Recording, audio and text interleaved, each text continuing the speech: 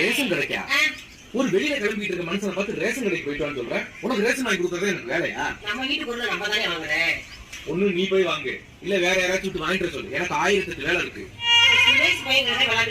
அவனே பாராட்டலாம். அவன்கிட்ட 500 ரூபாய் கொடுத்துட்டா 100 ரூபாய் சில்லறையும் கொண்டு வர மாட்டாங்க. கரெக்டா? 100 ரூபாய் மிச்சம் இருக்குமா? 120 இருக்குங்க. 120 கோட்டு காட்சி. கொண்டாமா, நான் போய் வாங்கிட்டு வந்துடுறேன். என்ன நீங்க எங்க கடைக்கு போறேன்னு சொன்னீங்க? நம்ம வீட்டு வேலையை விட இந்த கடை ரொம்ப முக்கியமா? கொண்டா 500 ரூபாய். 100 ரூபாய் மிச்சம் இருக்குல்ல? 120 இருக்குங்க. 120 வாங்கிட்டு வரும்போது 100 ரூபாய்க்கு 1/2 லிட்டர் கோல் பின்னர் வாங்கிக்கங்க. 20 ரூபாய் இருக்குமா? அது அப்புறம் வாங்கிக்கங்க.